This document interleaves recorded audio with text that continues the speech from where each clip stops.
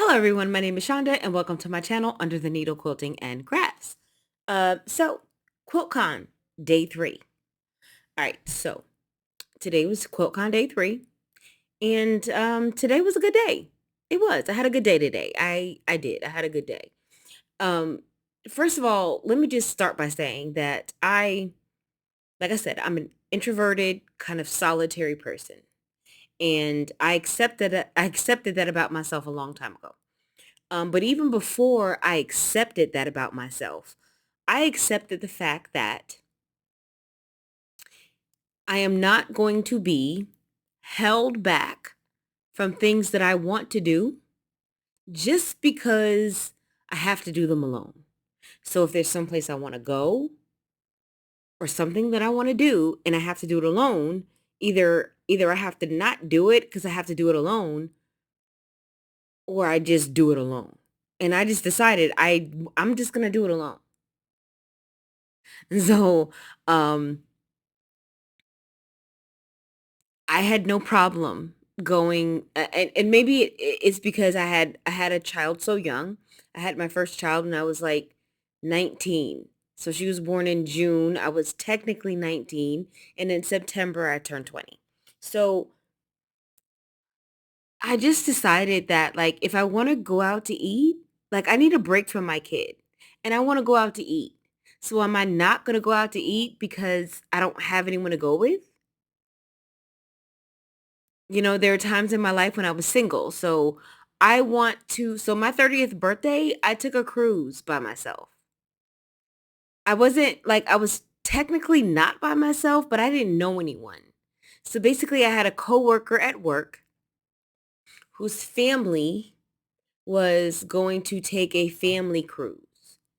And I was like, well, I want to go. I don't care if I don't know your family. I don't care if I've never met them. I don't care. I want to go. And I took a cruise. You know, later in my life, for the most part in my life, either I couldn't afford to go anywhere or I was in a relationship and we went together as a family. But in the times of my life when I was alone, I went places alone. And even when I was in relationships, if I wanted to do something that the person that I was with didn't want to do, I'm not going to not do it just because they don't want to come with me. Like I like my own company.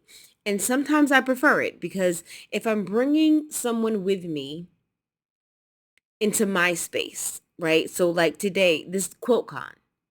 So yeah, I could have dragged my significant other with me, but I know that that's not his space. So the entire time I would have been not really worried about me and what I want to do and where I want to go and what I want to see. I would have had to worry about how he was doing, how he was feeling, what does he need? So a lot of times I prefer to do things solo dolo, right? Because if you solo, then you get to, I'm done here, I can move on to the next. Or I don't want to be here, I can go sit in the car. Or I don't want to do this, I can do this. Or I like this, I want to go here. Or I want to stay here longer. I want to spend an hour here.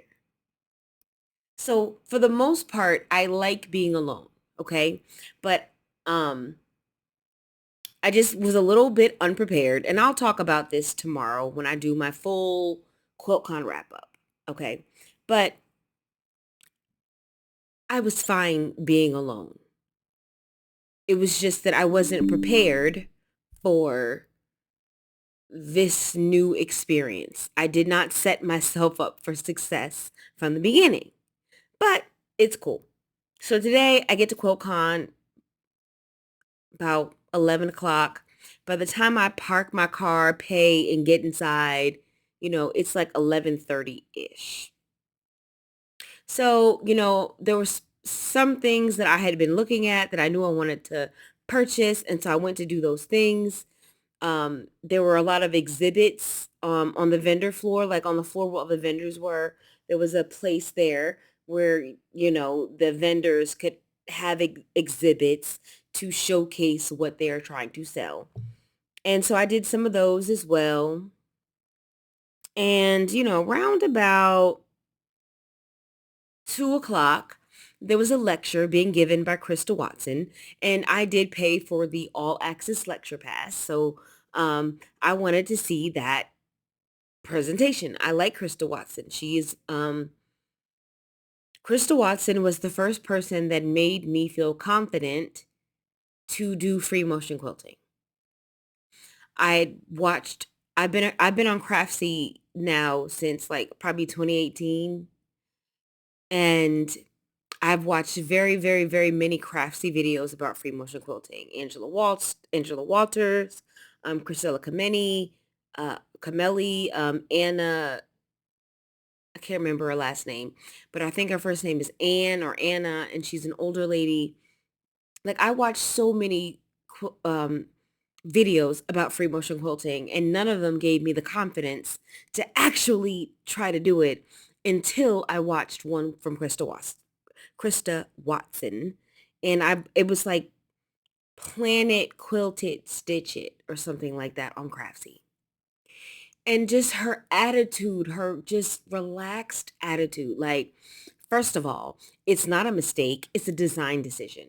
First of all, set yourself up for success and don't try to quilt perfect to start with. Keep your stuff, keep your free motion quilting or your walking foot quilting imperfect to start with.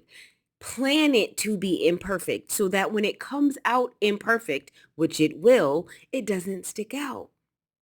And that gave me so much confidence. So I wanted to see her. And so, I went and I watched her lecture today. And then, that was like from 2 to 3. And then at that point, I went back down to the main room with the vendors. And I was a little hungry at this point. And I had already eaten earlier. Like I brought like yesterday I wasn't hungry at all. So all I brought with me was like some like cheese, pepperoni, and like I think a sliced apple, which, I might have ate half of that while I was there. But today, I got there, so I didn't bring as much stuff. I just brought like some almonds and a tuna pack and a salmon pack. You can buy those packs that have, those little hermetically sealed packs that have like tuna or salmon in them.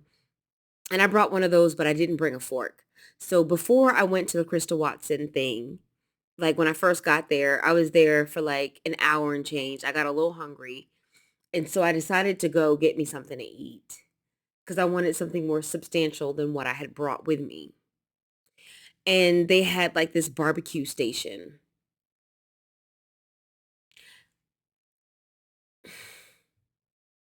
I was trying to eat well. So, which means I was trying to keep the carbs down. And they had these little kind of garden salads, and I picked one of those up. And then they had the little meat and veg buffet or station where they would serve you. And I just got some chicken breast. And you got two pieces of chicken breast.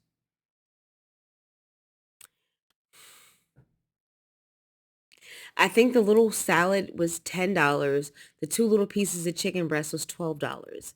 I ate some of the chicken by itself, and then the rest of it I cut into small pieces, added it to my salad, and had me a little chicken salad. They had ranch dressing. Um, but it was $22, which I guess, in the grand scheme of things, isn't that bad. $22 really isn't that bad for a chicken salad, I guess. But I definitely would have been cheaper if I had just gotten the collard greens. Because the chicken was $12. The little container of garden salad was $10. So, but the collard greens was only $3. So if I had known that ahead of time, I just would have got the chicken and the collard greens. That would have been $15. That would have been less money. But I ate my chicken salad. I was good. I felt good. It tasted good. I was fine. Um, but then after, some hours later, I got a little hungry again and I got a pretzel. I got a pretzel. And I shouldn't have. I should have known better. I should have just ate the almonds that I had or ate the tuna that I had or the salmon that I had. I should not have eaten a pretzel, but I did. And it really wasn't even that good. It was just okay. It was a little it just wasn't soft enough. The pretzel wasn't soft enough. But at the table, I'm sitting there at the table and I basically there wasn't a lot of like options to sit and eat, like places to sit and eat your food. And so there were already some people sitting there. So I was like, "Hey, is it cool if I sit here?" They were like, "Sure, of course," because nobody else is sitting there, so why can't you? Of course. And so I sat down, and I didn't bring it up because I don't talk about politics on my channel. But somebody had brought it up, and they were talking about things, and um there were clearly some people at the table that had a differing view. And it was clear that they had a differing view from the person who was talking.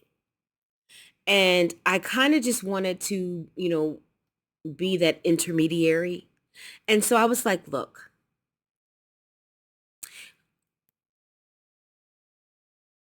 I'm going to vote for who I'm going to vote for, and you're going to vote for who you're going to vote for, and that's okay. That's what this country is all about. Like that is what this country is all about.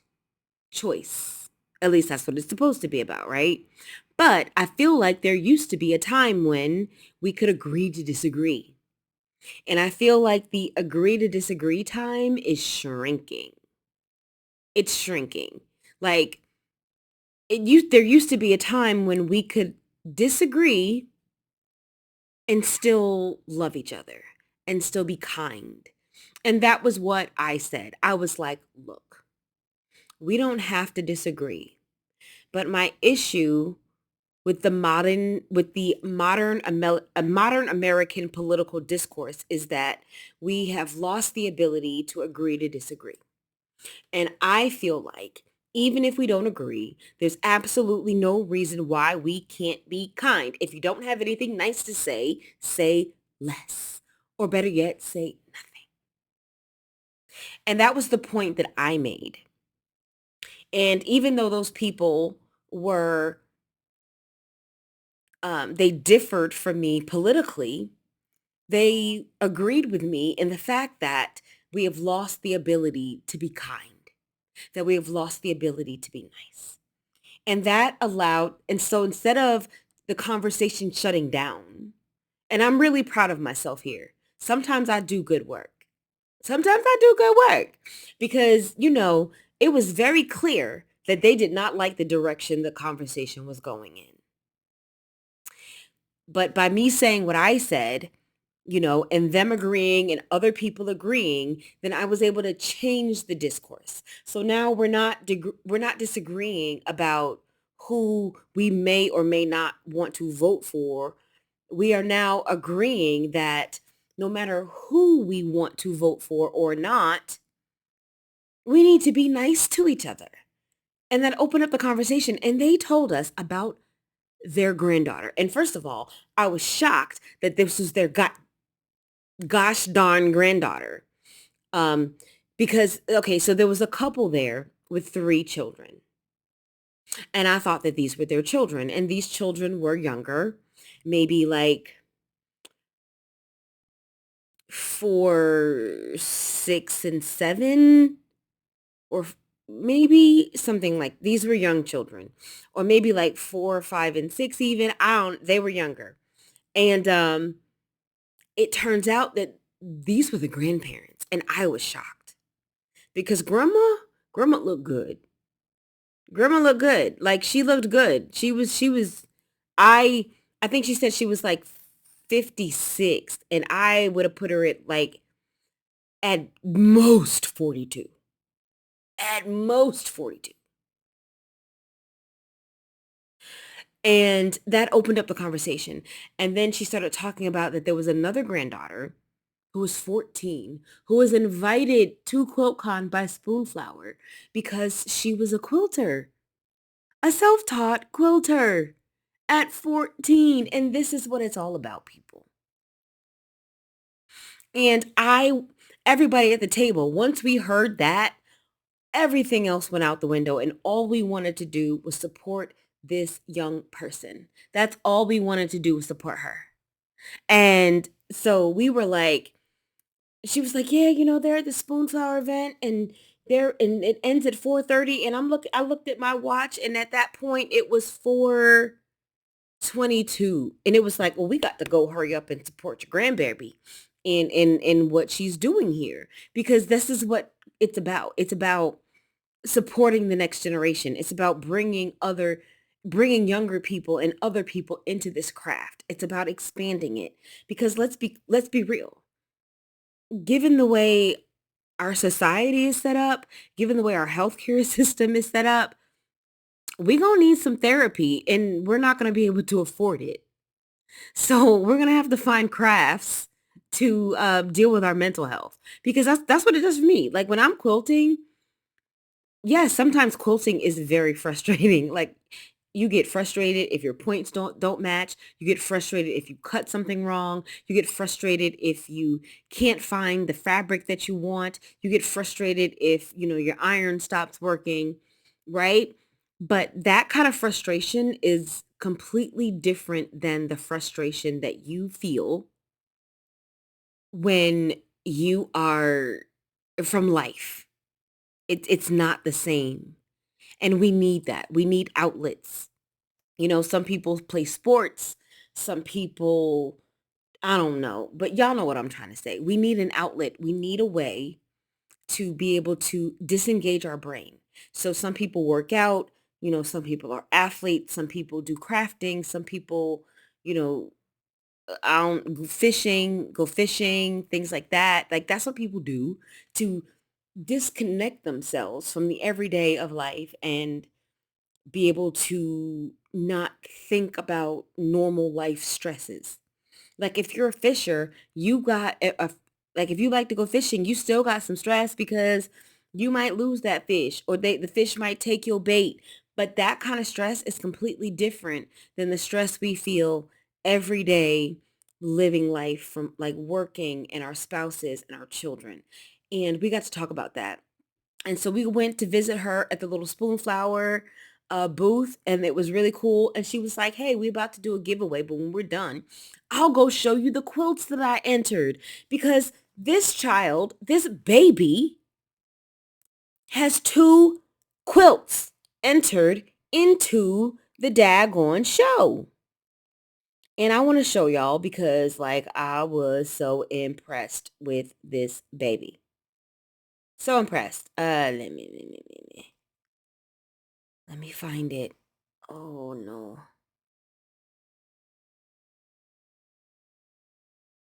All right, so this is one of her quilts. This was the quilt for small piecing, just little tiny pieces, just tiny pieces. Like you can't even really my phone won't even allow me to zoom in that much to see how tiny these pieces are. And this was her other quilt.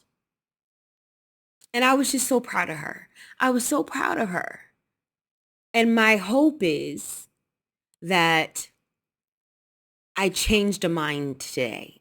My hope is that I changed someone's perspective today, because the way social media is set up and the way our public discourse is set up, it's set up that it's like, well, if we don't agree on who we're going to vote for president, then that means that we don't agree on nothing.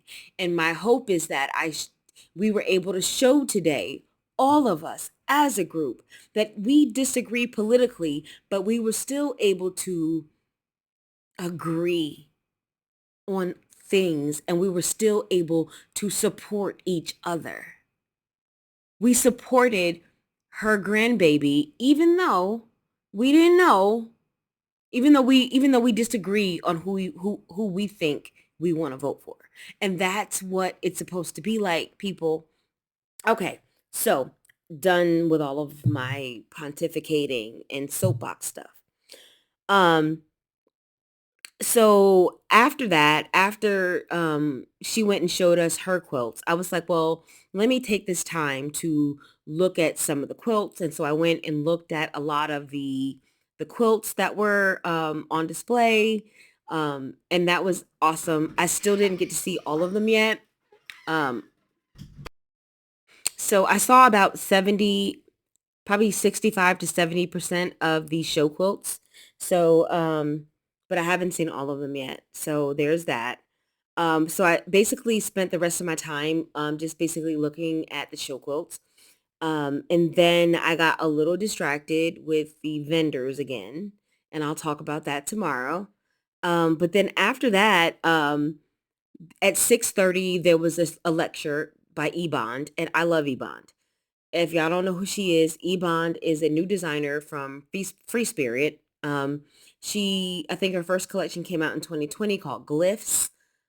I don't know if it was 2020 or 2021. I don't remember, but I love that collection. I thought it was so different, so unique, and I loved it. And I paid full price for it. And then her second collection came out last year. I know I bought it last year, and that was called Root. And I paid full price for that collection because it was so different, so unique, and I loved it. And then today I bought some fabric and I paid full price for her latest collection called Ravel. Um, and so I went to that lecture.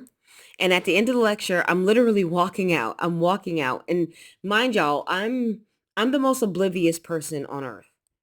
Like, I could probably see a celebrity and not even notice because I have tunnel vision. Like, when I'm in my world, I just see I see this way.